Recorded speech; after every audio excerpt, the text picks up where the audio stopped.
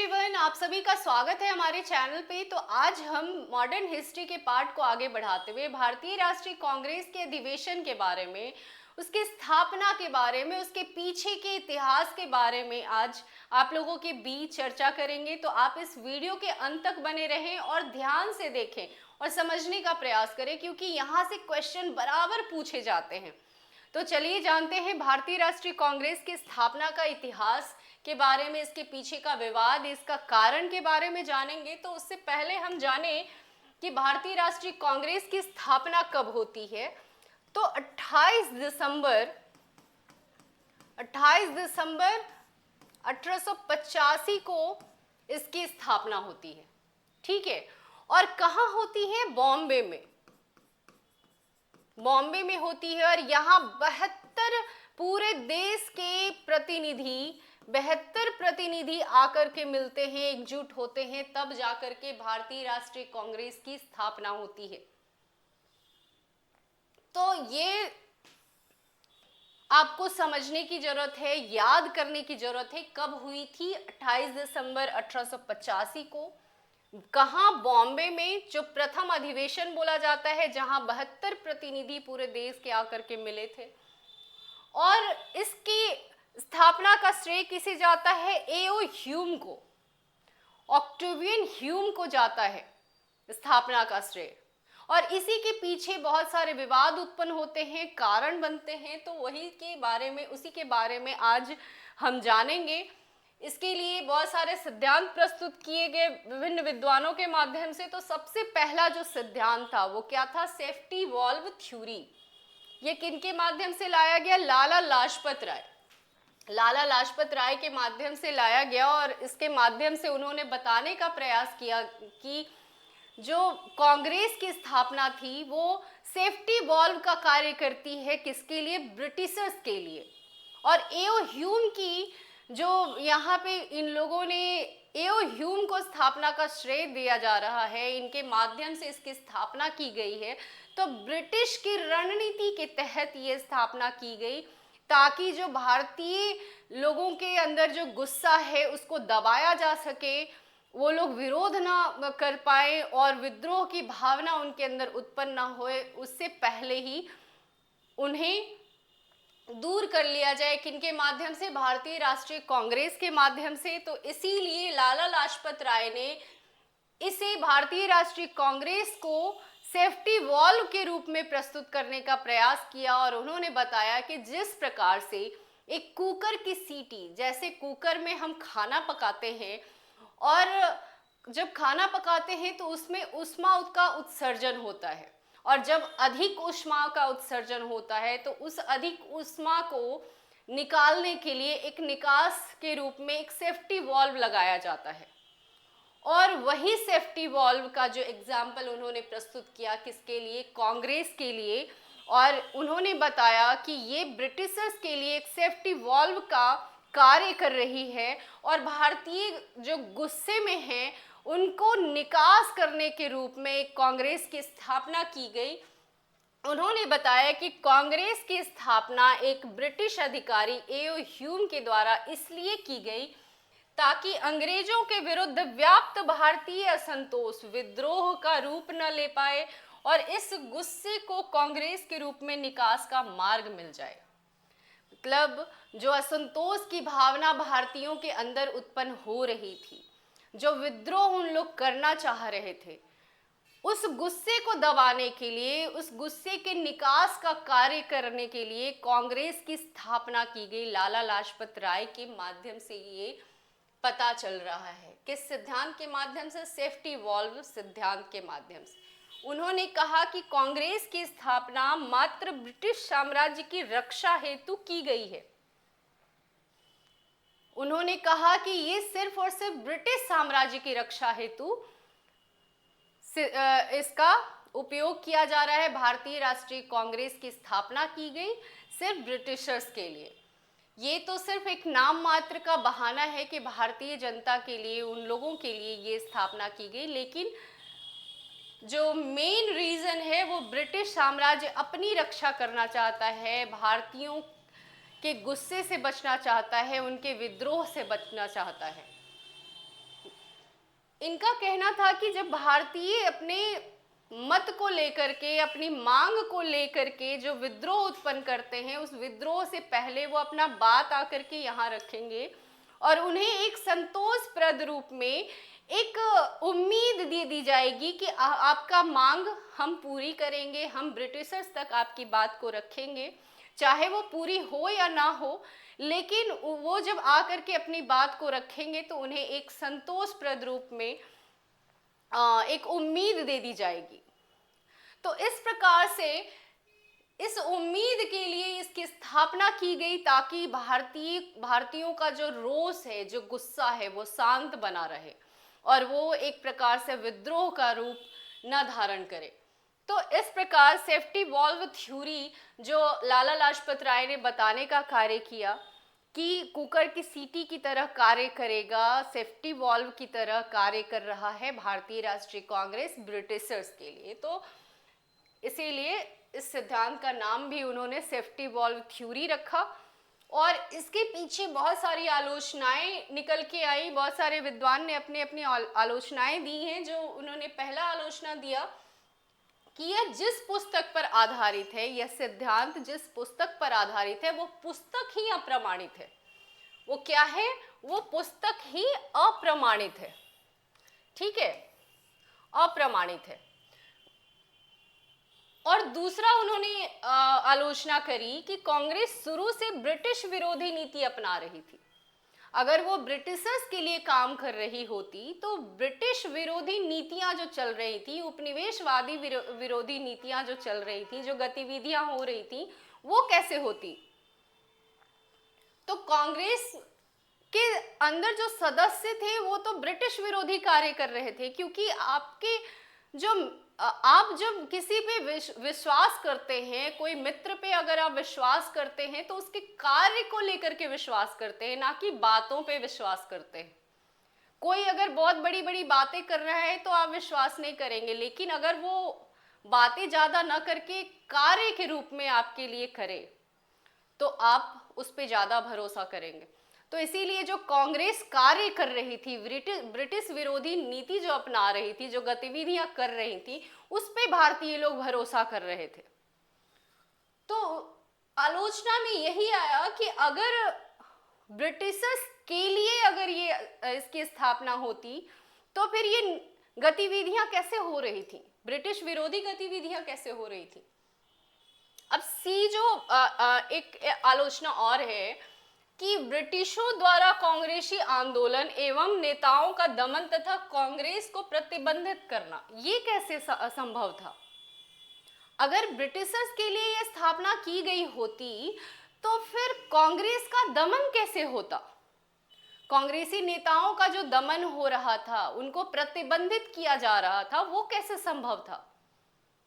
तो वो भी एक रीजन था अप्रमाणित करने के लिए इस सिद्धांत को। तो लाला लाजपत राय का जो ये सेफ्टी वॉल्व थ्योरी है वो बस एक थ्योरी बन करके रह गई, वो भी बिल्कुल अप्रमाणित ही घोषित हुई। अब दूसरा सिद्धांत आता है, क्योंकि बहुत सारी बातें बन रही थी भारतीय राष्ट्रीय कांग्रेस के पीछे कि एओ ह्यूम को लाया गया, क्यों लाया गया, क्या कारण रहा, ब्रिटिशर्स के लिए कांग्रेस चल रहा है। तो उसी के लिए गोपाल कृष्ण गोखले जो उदारवादी नेता थे, उन्होंने तड़ित चालक सिद्धांत को प्रस्तुत किया और गोपाल कृष्ण गोखले के साथ जो अन्य उदारवादी नेता थे उन लोगों ने भी मिल करके इस सिद्धांत को प्रस्तुत किया और उन्होंने बताया कि जिस प्रकार से तड़ित चालक के रूप में हम लोहे का छड़ अपने मकान के छत पे लगाते हैं ताकि जो बिजली का प्रभाव है, जो बिजली गिरती है धरती पे, उससे हम बचा सके, तो उसी प्रकार तड़ित चालक के रूप में हमने एओ ह्यूम का उपयोग किया है, इस्तेमाल किया है, ना कि ब्रिटिशर्स मेरा इस्तेमाल कर रहे हैं, हमारे भारतीय राष्ट्रीय कांग्रेस का इस्तेमाल कर रहे हैं। हमने ब्रिटिशर्स का इस्तेमाल किया है, एओ ह्यूम का इस्तेमाल किया है एक तड़ित चालक के रूप में। कैसे?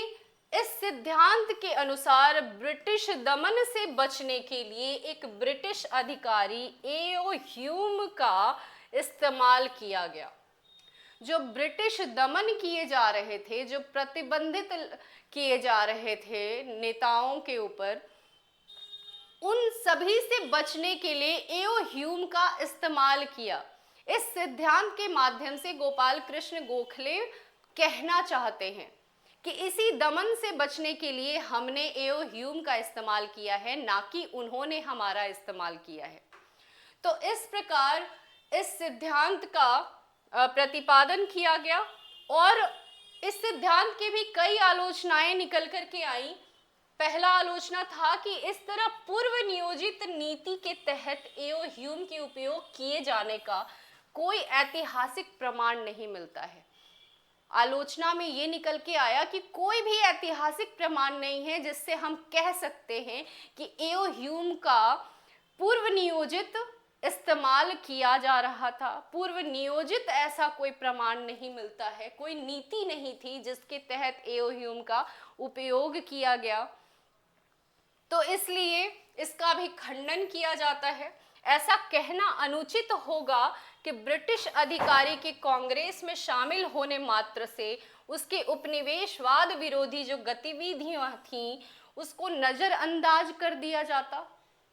सिर्फ एओ ह्यूम के इस्तेमाल से ऐसा तो नहीं था कि जो ब्रिटिश विरोधी गतिविधियां हम लोग कर रहे थे, जो उपनिवेशवादी विरोधी नीतियां जो हम चला रहे थे, जो गतिविधियां हो रही थीं, उन सभी को नजरअंदाज कर रहे थे ब्रिटिशर्स?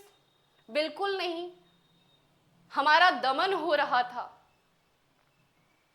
ना कि नजरअंदाज किया जा रहा था। तो इस प्रकार हम बिल्कुल नहीं कह सकते कि हमने एओ ह्यूम का इस्तेमाल किया है तड़ित चालक के रूप में। तो इसका भी खंडन किया गया और इस प्रकार ये भी सिद्धांत अप्रमाणित घोषित हुआ। तो इस प्रकार से एक परिणाम निकल के आया कि राष्ट्रवाद के स्वाभाविक विकास का परिणाम है ये भारतीय राष्ट्रीय कांग्रेस। क्या है? राष्ट्रवाद के स्वाभाविक विकास। राष्ट्रवाद के विकास के लिए इसकी स्थापना की गई ताकि लोग जो अलग अलग प्रकार से विरोध उत्पन्न कर रहे हैं वो सब एकजुट हो सके। एक ऐसा संगठन बनाया जाए, राष्ट्रीय संगठन, जहां पे लोग आकर के अपनी बातें रख सके। जो वर्ग संघर्ष हो रहा है अलग अलग प्रकार से, जो किसान आंदोलन हो रहे हैं, जनजातीय आंदोलन हो रहे हैं, ये क्या थे? वर्ग संघर्ष ही तो थे। जिसके अंतर्गत जो वर्गीय आंदोलन है, जिसमें किसान आंदोलन हुआ, किसान आंदोलन, जिसके अंतर्गत वर्गीय जो संघर्ष हो रहा था, किन किन में? किसानों के बीच प्लस जमींदारों के बीच। तो एक प्रकार से ये वर्गीय संघर्ष था। इसी प्रकार जनजातीय विद्रोह हुआ। अलग अलग प्रकार से जो विद्रोह हो रहे थे वो सभी एकजुट होकर के एक राष्ट्रीय संगठन का निर्माण किया जाए, जहां पे आकर के लोग बातें रख सकें, अपनी मांगे रख सकें और उन मांगों के लिए एकजुटता हो और कार्य कर सके, राष्ट्रीय रूप में राष्ट्रवाद का विकास कर सके, हम पूरे देशवासी एक हो सके।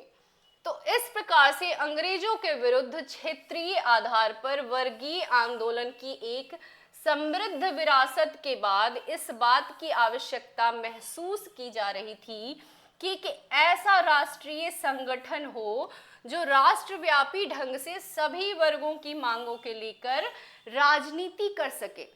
सभी वर्गों की जो अलग अलग मांगे हैं वो एक संगठन में जाकर के बातें रखेंगे और उनके लिए कार्य कर सकते हैं। ब्रिटिशर्स के लिए राजनीतिक रूप से हम मांगे रख सकते हैं और जो उपनिवेशवादी विरोधी गतिविधियां हम चला सकते हैं। तो इस प्रकार से इस राष्ट्रीय संगठन का निर्माण होता है जिसका नाम रखा जाता है भारतीय राष्ट्रीय कांग्रेस, जो अभी भी एक राजनीतिक पार्टी के रूप में चलाई जा रही है, जिसे आप कांग्रेस के रूप में जानते हैं। और ये कब शुरुआत हुई? 1885 में। आप लोग याद भी करते हैं बहुत सारा कि पहला अधिवेशन कब हुआ, दूसरा कब हुआ, तीसरा कब हुआ, तो इस प्रकार से आप अधिवेशन को याद करते हैं। तो अगर आप विस्तार से इसको आप समझ लेंगे तो बहुत सारी चीजें क्लियर हो जाएंगी। तो आप धीरे धीरे अपनी कॉन्सेप्ट को बनाते चले।